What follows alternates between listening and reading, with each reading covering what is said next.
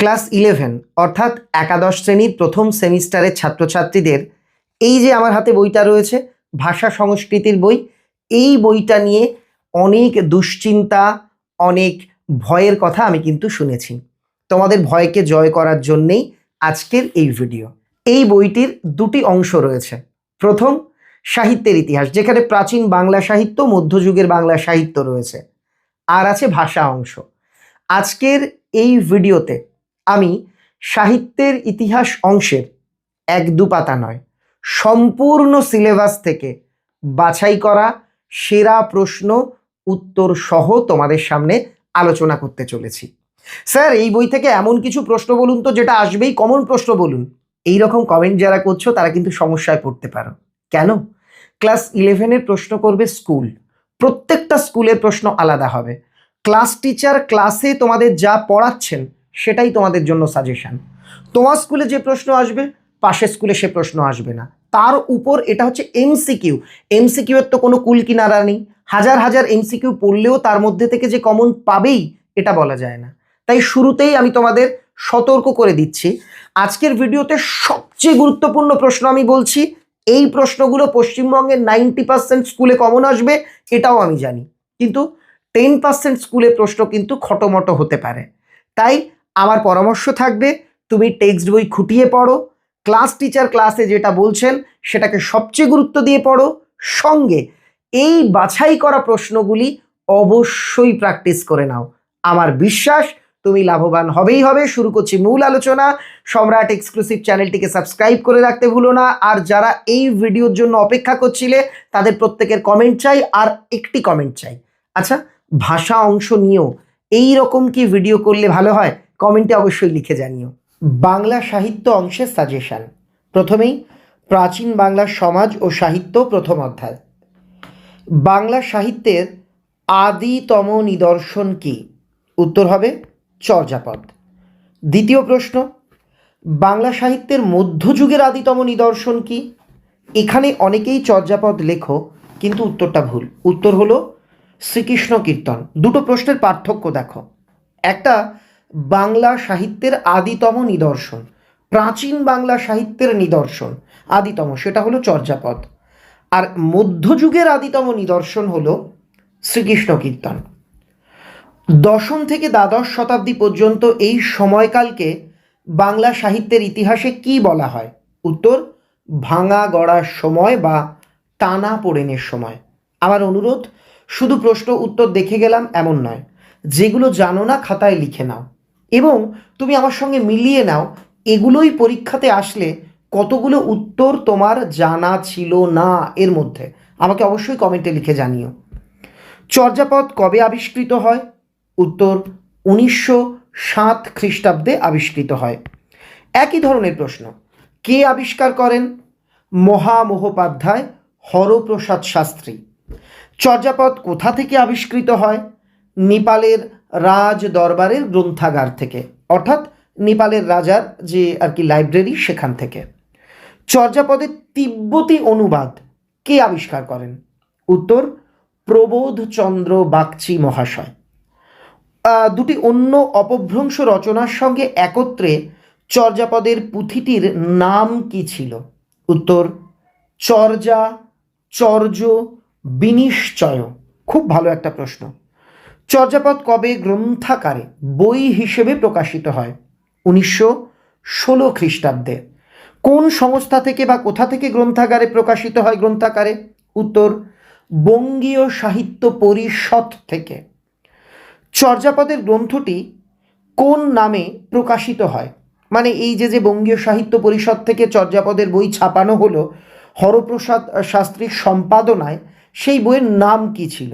উত্তর 1000 বছরের পুরানো বাংলা ভাষায় বৌদ্ধ গান ও দোহা।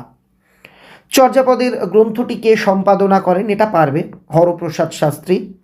এবার একটা একটুখানি বিতর্কিত প্রশ্ন। প্রশ্নটা হলো, চর্যাপদ গ্রন্থে কতগুলি পদ বা গান রয়েছে?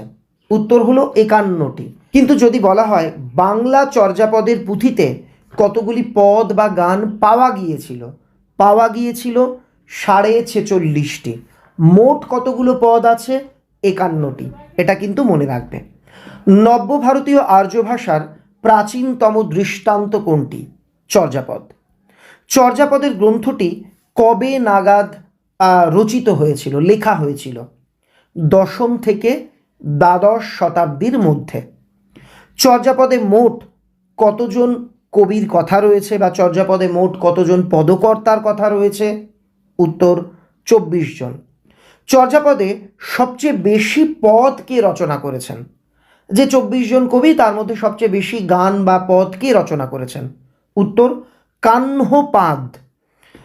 পরের প্রশ্ন, কাহ্নপাদের কতগুলি পদ পাওয়া যায়?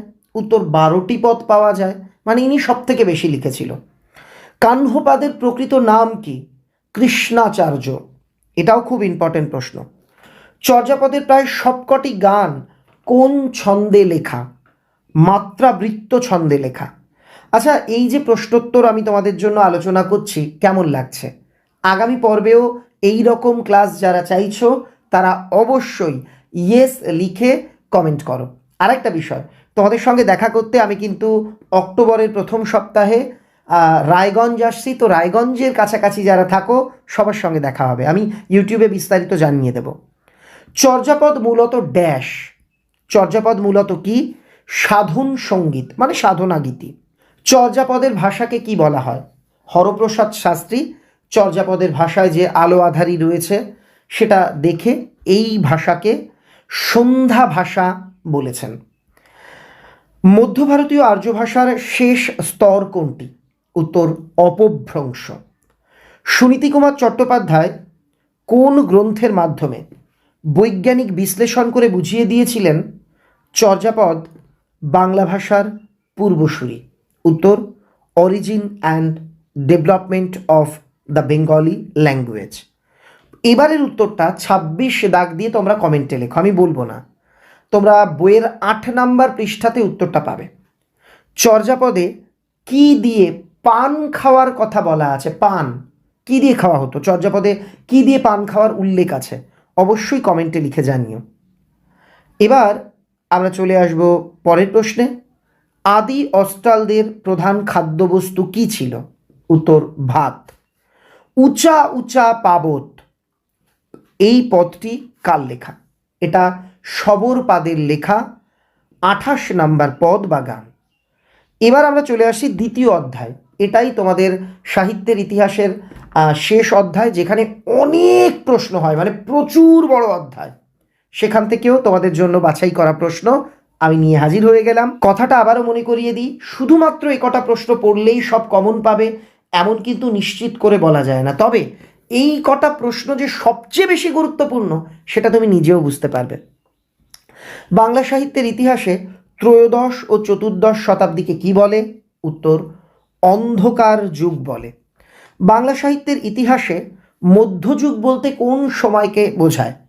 খ্রিস্টীয় 5ম থেকে অষ্টাদশ শতাব্দী পর্যন্ত। বাংলা সাহিত্যের ইতিহাসে যুগসন্ধির সময় কোনটি? পলাশীর যুদ্ধ বা ভারতচন্দ্রের মৃত্যু থেকে 1800 খ্রিস্টাব্দ পর্যন্ত সময়কে বলা হয় যুগসন্ধি। নির্দিষ্ট করে সালটাও বলে দিই, ধরো পলাশীর যুদ্ধ 1757 বা ভারতচন্দ্র রায়গুণাকার মারা গিয়েছিলেন 1760। এই সময় থেকে 1800 পর্যন্ত, এই 40 বছর এটাকে বলা হয় যুগসন্ধির সময়। তারপর হিন্দু কবিরা কাকে নৃপতি তিলক বলতেন? সুলতান আলাউদ্দিন হোসেন শাহকে। শ্রীকৃষ্ণ কীর্তন কাব্যটি কবে আবিষ্কৃত হয়? 1909 খ্রিস্টাব্দে। শ্রীকৃষ্ণ কীর্তন কাব্যটি কে আবিষ্কার করেন? বসন্ত রঞ্জন রায়, বিদ্যুৎ বল্লভ মহাশয়।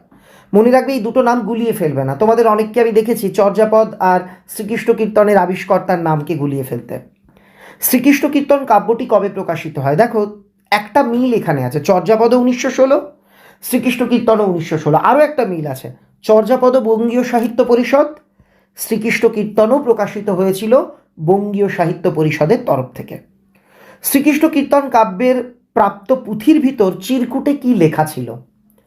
শ্রীকৃষ্ণ সন্দর্ভ, এই কথাটি লেখা ছিল। শ্রীকৃষ্ণ কীর্তন কাব্যটি কবে রচিত হয়েছে? উত্তর চতুর্দশ শতাব্দীর শেষ দিকে কিংবা পঞ্চদশ শতাব্দীর শুরুতে। শ্রীকৃষ্ণ কীর্তন কাব্যের রচয়িতাকে? বড়ু চণ্ডীদাস। শ্রীকৃষ্ণ কীর্তন কাব্যটিতে কতগুলি খণ্ড রয়েছে? 13টি।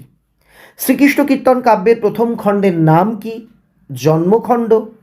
শ্রীকৃষ্ণ কীর্তন কাব্যের অন্তিম বা শেষ খণ্ডের নাম কি? উত্তর রাধা বিরহ। শ্রীকৃষ্ণ কীর্তন কাব্যে কয়টি চরিত্র রয়েছে? 3টি, রাধা, কৃষ্ণ ও বড়াই। তোমরা অনেকেই জানতে চাও স্যার বড়াই কে? যে আমি লিখে দিয়েছি, রাধা কৃষ্ণের মধ্যে যোগাযোগের দূত হিসেবে তিনি কাজ করতেন। তিনি একজন বৃদ্ধা নারী, রাধার আর কি দিদিমা বা ঠাকুমা হতেন। গুণরাজ খাঁ উপাধিটি কাকে কেন দেওয়া হয়েছিল? শ্রীকৃষ্ণ বিজয় কাব্য রচনার জন্য মালাধর বসুকে এই উপাধি দেওয়া হয়েছিল। মালাধর বসুকে কে গুণরাজ খাঁ উপাধি দিয়েছিলেন? গৌড়ের সুলতান রুকনুদ্দিন বারবক শাহ। বাংলা ভাষায় রামায়ণের প্রথম অনুবাদককে? কৃত্তিবাস ওঝা। কৃত্তিবাস ওঝা অনুদিত রামায়ণের নাম কি? শ্রীরাম পাঁচালী। অদ্ভুত আচার্যের রামায়ণ এটা কে লিখেছেন? নিত্যানন্দ আচার্য, যিনি অদ্ভুত আচার্য নামে পরিচিত। কবীন্দ্র উপাধিটি কার? পরমেশ্বর দাসের। পাণ্ডব বিজয় পাঞ্চালিকা গ্রন্থটি কে লিখেছেন? কবীন্দ্র পরমেশ্বর দাস। বাংলা ভাষায় মহাভারতের শ্রেষ্ঠ অনুবাদককে? কাশীরাম দাস। সন তারিখযুক্ত প্রথম বাংলা কাব্য কোনটি? মালাধর বসুর লেখা শ্রীকৃষ্ণ বিজয়। মঙ্গল কাব্যগুলির মধ্যে কোনটি প্রাচীনতম? উত্তর মনসা মঙ্গল। হরিদত্ত বা বিজয়গুপ্ত কোন মঙ্গল কাব্যের রচয়িতা? মনসা মঙ্গলের রচয়িতা। মুকুন্দ চক্রবর্তী কোন মঙ্গল কাব্যের রচয়িতা? উত্তর চণ্ডীমঙ্গল, যেটা অভয়ামঙ্গল, অম্বিকা মঙ্গল বিভিন্ন নামে পরিচিত। কবি দ্বিজ মাধব কোন মঙ্গল কাব্যের রচয়িতা? ইনি চণ্ডী মঙ্গল কাব্যের রচয়িতা। সারদা মঙ্গল কাব্যের রচয়িতাকে? দ্বিজ মাধব বা মাধবানন্দ। পরের প্রশ্ন, বণিক খণ্ড, আখেটিক খণ্ড এই দুটো ভাগ কোন মঙ্গল কাব্যে রয়েছে? বা তোমাকে দিতে পারে ধনপতি সদাগর বা কালকেতুর কথা কোন মঙ্গল কাব্যে রয়েছে? উত্তর চণ্ডীমঙ্গল, অম্বিকা মঙ্গল, অভয়া মঙ্গল। একই গ্রন্থের 3টে নাম, যে কোনো একটা বা যেটা অপশানে থাকবে সেটা লিখলেই হলো। ধর্মমঙ্গলের আদি কবিকে? উত্তর ময়ূর ভট্ট। পরের প্রশ্ন, হাকন্দ পুরাণ কার লেখা? ময়ূর ভট্ট। অন্নদা মঙ্গল কাব্যের রচয়িতাকে? ভারতচন্দ্র রায় গুণাকার। মহারাষ্ট্র পুরাণ কার লেখা? কবি গঙ্গারামের লেখা। রায় গুণাকার উপাধিটি কার? ভারতচন্দ্র রায়ের। অন্নদা মঙ্গল কাব্য রচনার জন্য তিনি এই উপাধিটি পেয়েছিলেন। বিদ্যাসুন্দর কাব্যের অপর নাম কি? কালিকা মঙ্গল। শিবায়ন বা শিব সংকীর্তন কাব্যটি কার লেখা? রামেশ্বর ভট্টাচার্য। মৃগলুব্ধ কোন বিষয়কে কেন্দ্র করে গড়ে ওঠা কাহিনীর একটি উপধারা? উত্তর শিব মহিমা বিষয়ক কাহিনীর একটি উপধারা। মৈথিল কোকিল নামে কে পরিচিত? বিদ্যাপতি পরিচিত। পুরুষ পরীক্ষা গ্রন্থটি কার লেখা? বিদ্যাপতির লেখা। অভিনব জয়দেব নামে কে পরিচিত? বিদ্যাপতি পরিচিত। ইছাই ঘোষ বা লাউ সেনের কথা কোন মঙ্গল কাব্যে রয়েছে? ধর্মমঙ্গল কাব্যে। দ্বিতীয় বিদ্যাপতি, খুব ইম্পর্টেন্ট প্রশ্ন, নামে কে পরিচিত? গোবিন্দ দাস কবিরাজ। ব্রজবুলি ভাষা কোন 3টি ভাষার মিশ্রণে গড়ে উঠেছে? বাংলা, মৈথিল, অবহট্ট। ব্রজবুলি ভাষার শ্রেষ্ঠ কবিকে? বিদ্যাপতি। কবিপতি উপাধিটি কার? বলরাম দাসের। চৈতন্য মহাপ্রভু বা চৈতন্যদেব কবে জন্মগ্রহণ করেন? 1486 খ্রিস্টাব্দে, বঙ্গাব্দ নয় কিন্তু খ্রিস্টাব্দ। বাংলা ভাষায় প্রথম জীবনী নির্ভর কাব্য কাকে অবলম্বন করে গড়ে উঠেছিল? উত্তর শ্রী চৈতন্যদেবকে। অমিয় নিমাই চরিত কার লেখা? শিশির কুমার ঘোষ। শ্রী শ্রী কৃষ্ণ চৈতন্য চরিতামৃতম গ্রন্থটি কার লেখা? মুরারি গুপ্ত। শ্রী চৈতন্য চরিতামৃতম কার লেখা? এটা সংস্কৃত ভাষায় লেখা একটা গ্রন্থ।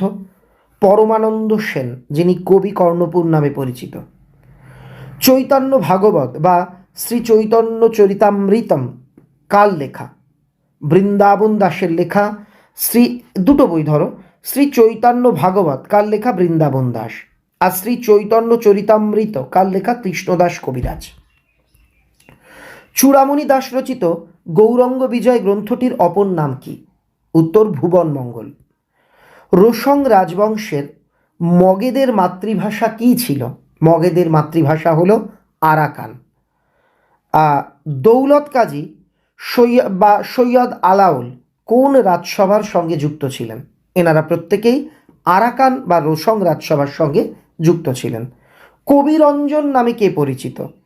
উত্তর রামপ্রসাদ সেন। ময়মনসিংহ গীতিকা কোন পত্রিকায় প্রকাশিত হয়েছিল? সৌরভ পত্রিকাতে প্রকাশিত হয়েছিল। সাধক রঞ্জন নামে তান্ত্রিক কবিতার গ্রন্থটি কার লেখা? কমলাকান্ত ভট্টাচার্য। শাক্ত সঙ্গীতের শ্রেষ্ঠ কবি বা শাক্ত পদাবলীর শ্রেষ্ঠ কবিকে? রামপ্রসাদ সেন। রাঢ়ের জাতীয় মহাকাব্য কাকে বলে? ধর্মমঙ্গল কাব্যকে। শাক্ত পদাবলীর একটি ভাগ শ্যামা সঙ্গীত, অপর ভাগ কোনটি? উমা সঙ্গীত। বাতুল শব্দের অর্থ কী? উত্তর উন্মাদ বা বায়ুগ্রস্ত অর্থাৎ পাগল। ক্লাস তো শেষ হলো, কেমন লাগলো আজকের ক্লাস আমাকে কমেন্টে লিখে জানিও। দেখা হচ্ছে খুব তাড়াতাড়ি পরবর্তী ক্লাসে। আর একটা বিষয় বলি, সম্রাট এক্সক্লুসিভ সাজেশন বই 11-এর প্রকাশিত হয়েছিল। তোমাদের ভালোবাসায় বইগুলি অধিকাংশ জায়গায় আউট অফ স্টক। তোমরা অনেকেই বই খোঁজ করছো, আমরা দিতে পারছি না, এজন্য লজ্জিত। তোমরা তোমাদের নিকটবর্তী বইয়ের দোকান বা পরিচিত বইয়ের দোকানগুলিতে খোঁজ করতে পারো, সেখানে বই থেকে থাকলে অবশ্যই পাবে। আসলে আমাদের কাছে বই ফুরিয়ে গেছে, এজন্য এই জায়গায় গেলে বই পাবেই পাবে এমন কিন্তু আমরা বলতে পারছি না। সবাই ভালো থেকো, সবাইকে আবারও অনেক অনেক শুভেচ্ছা জানাই।